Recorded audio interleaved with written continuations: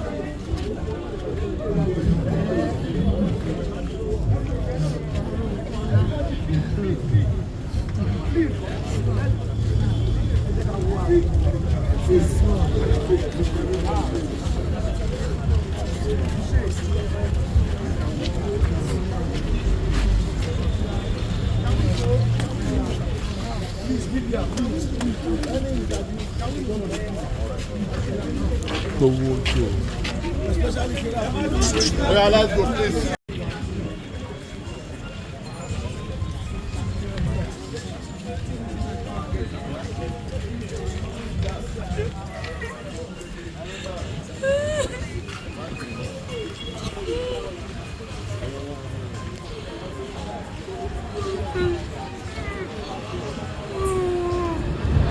Don't stop me, please, my friend.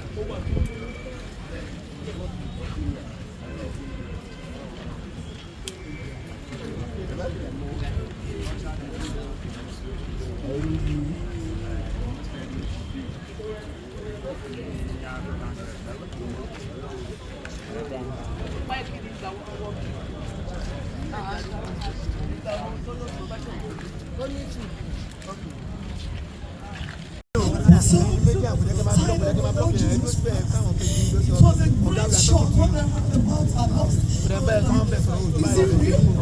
Can somebody please wake me up? Is it real? Are they telling the real fact that Aduke'S God is dead or what? Because it's the family, there's no division among all of us. There's this close relationship. She's so humble.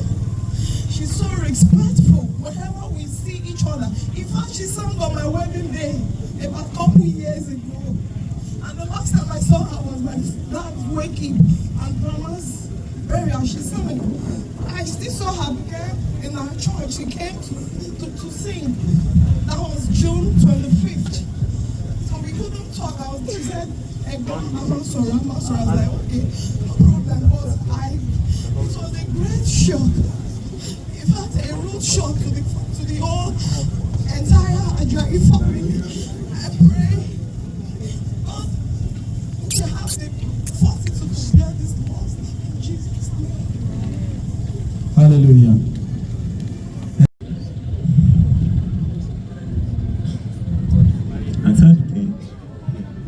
Aduke, Mama Queen, people want to count.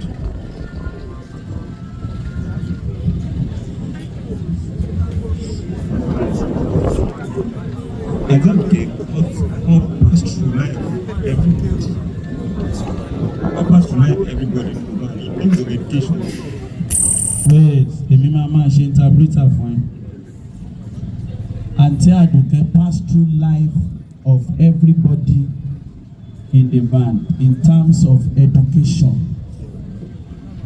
Aduke like kéèyàn kàwé. Aduke dey like kéèyàn ní properties. Aduke like kéèyàn live good life. Aduke máa bá ẹja tó bá ṣe tó dáa. Torí pé wọ́n fẹ́ kó ṣoríire láyé. It is well, thank you. Aduke lọ́wọ́ náà. But I think you are strong, but I'm sorry like that. Chibolo strong.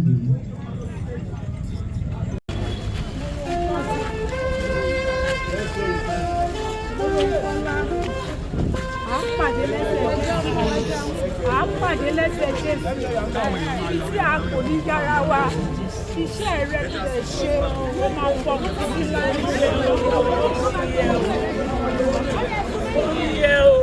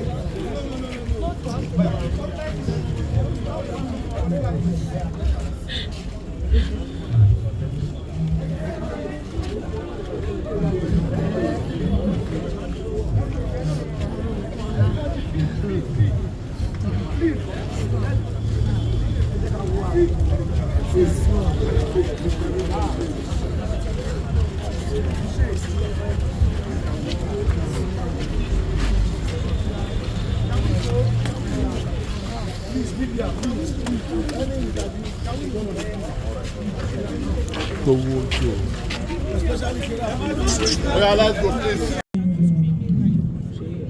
My name is Thier, and here is the profile, a brief profile of Morocco Ajayi. Aduke Morocco Ajayi, aka Aduke Gold, was born into the families of Pa Jeremiah Akineko Ajayi in Ibokun local government of Osun State, and Madam Grace Oluwakemi Olowokiri of Ilesha, also in Osun State. She was born in Badagry and had her nursery education at Opeyemi Nursery and Primary School. After the death of her parents, her father and her mother, the same year, in 1993, she and her younger brother, Aduke Ajayi, were relocated to number 3 Emmanuel Oluwafemi Street, Ifakwejayi, Lagos. She was registered for her primary education here at Yonleye Primary School in the year 1993. And she graduated after 6 years. She furthered her education at Somori Comprehensive High School in Ifakwejayi in the year 1999 to 2004. She went further in the Lagos State University, LASU, where she graduated in History and International Relations. She also did other education programs like Montessori education. That's all I can say for now. Thank you. Hallelujah. Please, we are skipping. You can speak in any language, but don't share with you. Thank you. So from the church,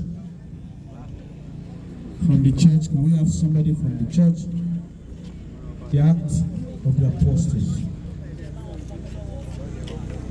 Agent, please, the media should please give people space to see what you are working. We know, we understand, but the people that are here will need to see. I know they have to work. Yes, I know they have to work. Calm down, Daddy. Calm down, Daddy. Calm down, Daddy. You can leave that one. You can leave that one. And if it is compulsory that you stay in front of this place, please.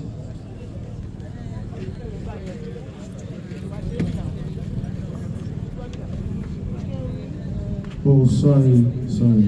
Somebody from the family will have to give testimony about the Aduke'S.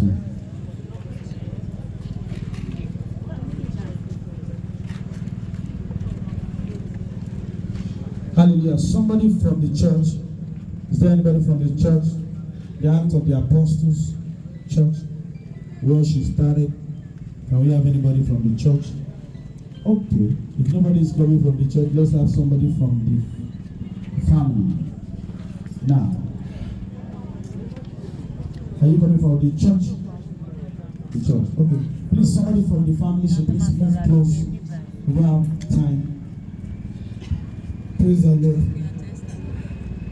My name is Oluwaseun. I'm the new church in the Apostles.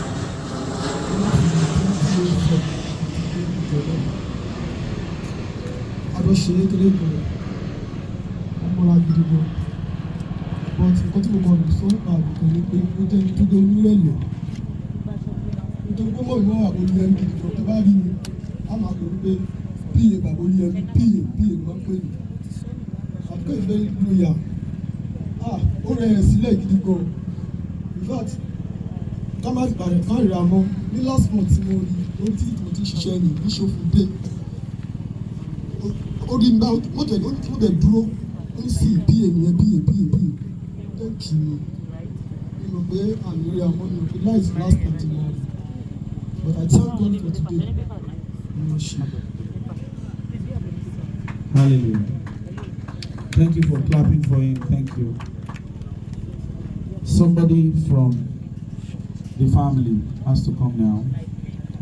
Please, somebody from the band has to come. And please, if you are coming, you have to compose yourself. Please, somebody from the band who is around from the band. Who is around? Long here. Please, somebody please help me get them. Aduke'S. Help me get those band members that are with Aduke'S there. Please tell them to come. We need somebody from the neighbors. Do we have? No. Praise God. Somebody from the family. The person that is supposed to speak on behalf of the family is not fit. That lady is not fit.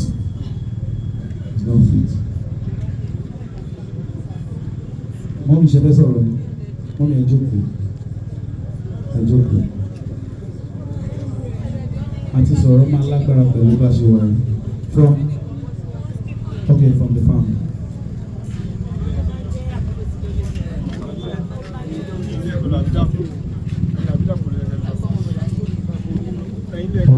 Okay.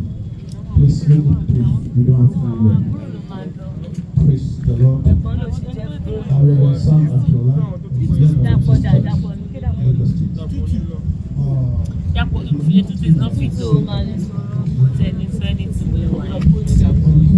even though I am not directly the family member, but many people call me Sheffield father because Aduke was born into our heart. Aduke was brought up by us by the grace of God. While I was staying in our father's house, and our father was a DPO then, He was late when Aduke was 3 years old. And by the grace of God, I was the choir master of the church where we grew Aduke. One thing that I want to say about Aduke, and he grew up with it. Aduke is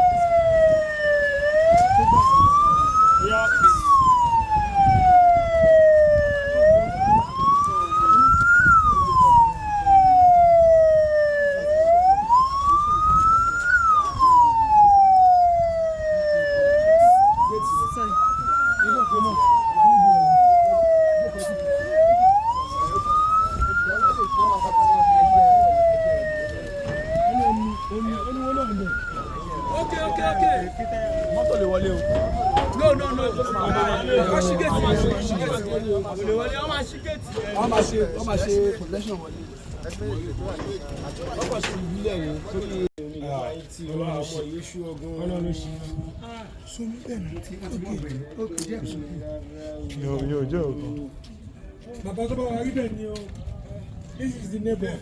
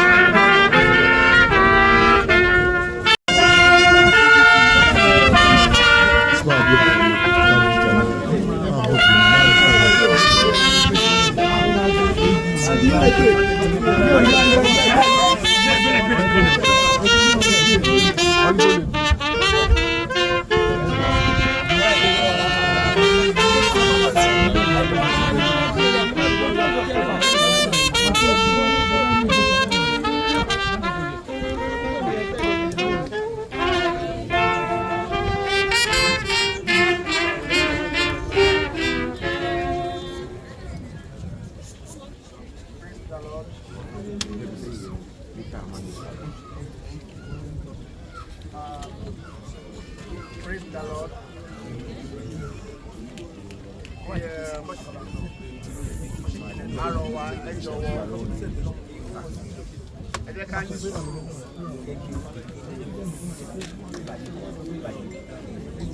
Ẹ jẹ́ kí a ní sùúrù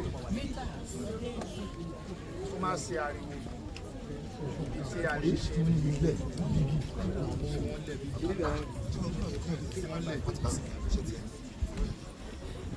Orúkọ Jésù, orúkọ Jésù, orúkọ Jésù. Ọlọ́run gba ọpẹ́ wa, Ọlọ́run gba ayé wa. wọ́n tó mú gbogbo tó sì lè ṣo ọ̀dọ̀ ẹ láti wà ọ̀dọ̀ ẹ náà là ń padà sí ó yẹ ọjù wa lọ níwọ̀n ẹ̀dá ènìyàn ó dùn wá ṣùgbọ́n ibi tí a lè ṣe mọ́ rèé ọlọ́run gba ọpẹ́ wa ọlọ́run gba ẹ̀yìn wa jẹ́ bí a ti tẹ̀síwájú nínú ìsìn tẹ́ yìí ọlọ́run wà pẹ̀lú wa ọlọ́run dúró tì wá lópin ìsìn ká fọpẹ́ fún ọ ìbò ìfowópamọ́ yìí Jésù Olúwa wa.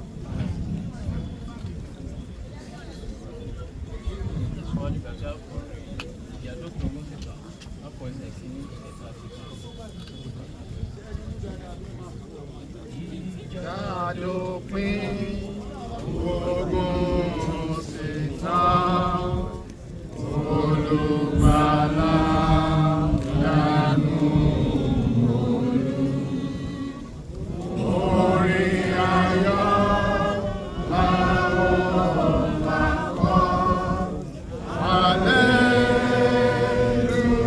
hallelujah. Ọjọ́ mẹ́ta lọ sí ọjà òjìlẹ̀ kúrò nínú ẹ fògo fún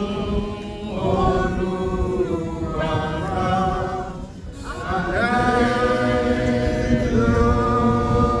hallelujah. Jésù nípa ìyà tó jẹ́ bá wa lọ́wọ́ oró ikú. Àlèyé bá sì máa yìnyán.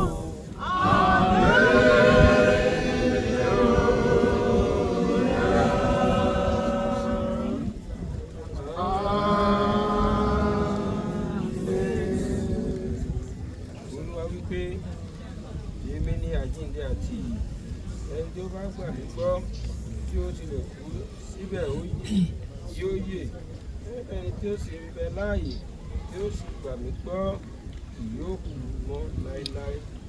Ẹ jẹ́ kí ọkàn yín kí ó bàjẹ́, ẹ gbà mí gbọ́, ẹ̀yin gba Ọlọ́run gbọ́ kí ẹ sì gbà mí gbọ́ pẹ̀lú. Nínú ilé bàbá mi ọ̀pọ̀lọpọ̀ ibùgbé ni ó wà ní ibẹ̀, ẹ má ṣe bẹ́ẹ̀ ní ìbá ẹ̀yin. Èmi ń lọ ìpèsè àyè sílẹ̀ fún yín. Èmi mọ̀ pé ìdáǹdè mi ń bẹ àti pé òun ó sì dúró lórí ilé lẹ́yìn ọ̀la ọ̀pá ara mi bí kòkòrò tilẹ̀ bá ara mi jẹ́, ṣùgbọ́n ní ẹran ara mi ni èmi ó ní bí Ọlọ́run ẹni tí èmi ó fún ara mi tí ojú mi yóò sì rí kì í ṣe ti ẹlòmíràn. Àwa kò mú ohun kan wá sí ayé yìí ó sì dá mi lójú pé àwa kò sì lè mú nǹkan jáde lọ. Olúwa sì fi fún mi ní Olúwa sì gbà á lọ.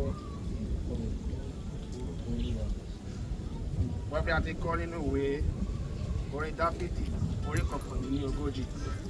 Mo ní ìbí ó máa kíyèsí ọ̀nà mi kí èmi kí ó máa fi ahọ́n mi ṣẹ̀, èmi ó sì fi ìjánu kó ara mi ní ẹnu. Nígbà tí ènìyàn búburú bá ń bẹ níwájú mi, mo fi ìdákẹ́ yadí, mo tilẹ̀ pa ẹnu mi mọ́ kúrò ní ọ̀rọ̀ rere. Ìbìnújẹ́ mi sì rú sókè, àyà mi gbóná nínú mi nígbà tí èmi ronú. Iná ràn nígbà náà ni mo fi ahọ́n mi sọ̀rọ̀. Olúwa, jẹ́ kí èmi kí ó mọ òpin mi àti ìwọ̀n ọjọ́ mi bí ó ti rí, kí èmi kí ó lè mọ ìgbà tí mo ní níhìn-ín. Kíyèsí, ìwọ ti sọ ọjọ́ mi dàbí ibú àtẹ́lẹwọ́, ọjọ́ orí mi sì dàbí asán níwájú rẹ. Nítòótọ́ olúkúlùkù ènìyàn nínú ìjókòó rere rẹ̀ asán ni pátápátá. Nítòótọ́ ni àwòrán asán ni ènìyàn gbogbo ń rìn. Nítòótọ́ ni wọ́n ń yọ ara wọn lẹ́nu lé asán. Ó ń kó ọrọ̀ jọ, kò sì mẹ́ni tí yóò kó wọn lọ. This kind of occurrence will not happen to anyone who was in Jesus' name, even though it's a debt that we all have to pay. We pray that the Lord will grant us long life to enjoy what we labor for in Jesus' name. And the Lord grant Aduke'S Morokola eternal rest. In the mighty name of Jesus. Okay. Bye. I want happy. I'm going to buy my food.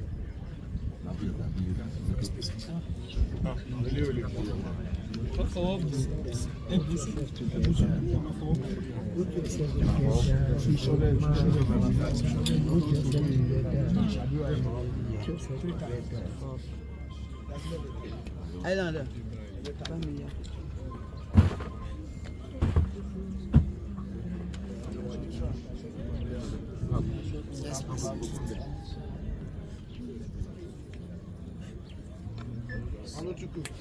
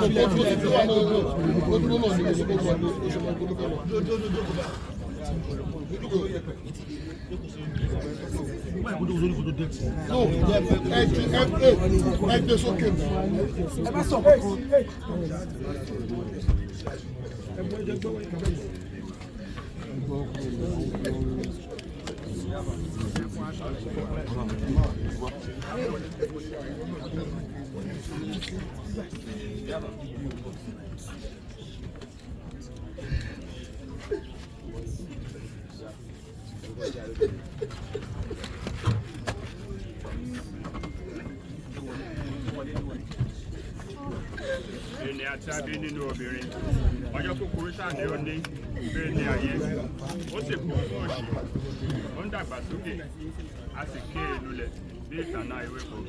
Ó rí kọjá lọ bí òjijì láì kò sì dúró ní ibi kan. Ní àárín yìí, àwa bẹ nínú ewu. Lọ́dọ̀ ọ̀tá ni àwa ha máa wà. Ó yọ bí kò sí lọ́dọ̀ rẹ̀ Olúwa, ẹni tí ó ti torí ẹ̀ṣẹ̀ wa jàre láti bínú. Ṣùgbọ́n Olúwa Ọlọ́run mímọ́ jùlọ, Olúwa alágbára jùlọ, olùgbàlà mímọ́ àti aláàánú jùlọ. Má fi wá sínú ìrora kíkorò ikú tí kò ní pẹ̀kun. Olúwa, ó mọ ohun ìkọ̀kọ̀ ọkàn wa. Má ṣe di etí àánú rẹ sí àdúrà wa. Ṣùgbọ́n Olúwa mímọ́ jùlọ, Ọlọ́run alágbára jùlọ, olùgbàlà mímọ́ àti aláàánú jùlọ, ní onídàájọ́ ayérayé, ní òpin wákàtí wa, nítorí ìrora kíkorò ikú, má jẹ́ kí o ṣe kúrò lọ́dọ̀ rẹ, má jẹ́ kí a ṣe kúrò lọ́dọ̀ rẹ. Àmín.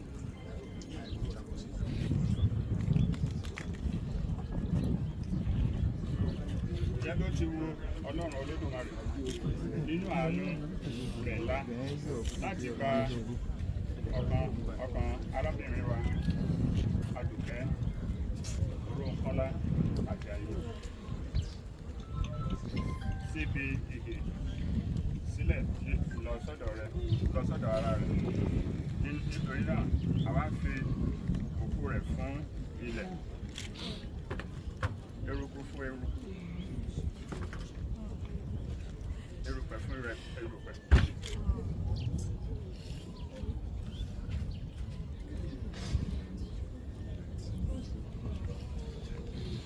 Eru fún eru. Ní ìdánilójú àti láìsí méjì, ìrètí àjíǹde sí ìyè tí kò ní pẹ̀kun nípa Olúwa wa Jésù Kristi, ẹni tí ó pa ara òṣì wa kúdà bí ó sì kí a lè rí ara òun tìkára rẹ̀ tí ó ti ní ògo wá gẹ́gẹ́ bí iṣẹ́ agbára. Nípa èyí ni a ó fi tẹrí ohun gbogbo gbà fún wa. Mo gbọ́ ohùn kan láti ọ̀run wá tó ń wí fún mi pé kọ̀wé rẹ̀ láti sísèyí lọ. Alábùkún fún ni àwọn òkú tó kú nínú Olúwa.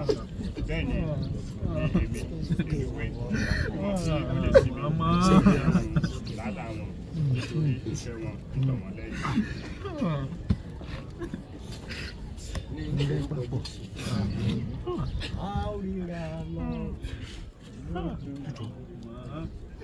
Yẹ ká fàyè ìṣàríyàn lọ.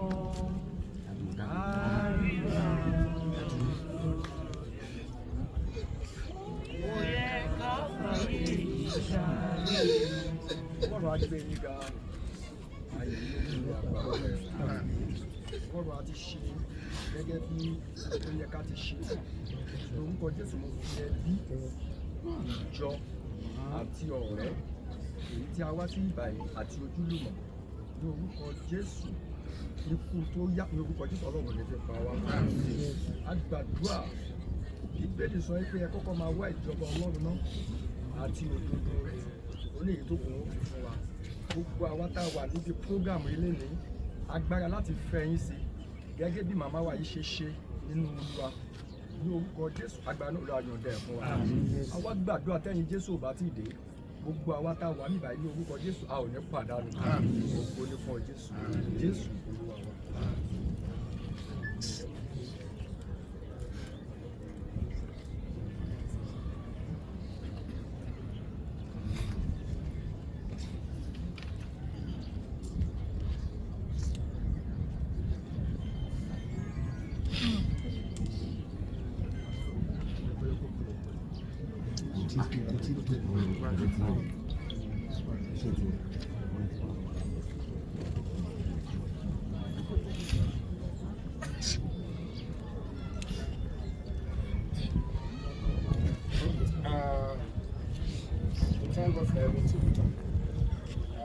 We appreciate it.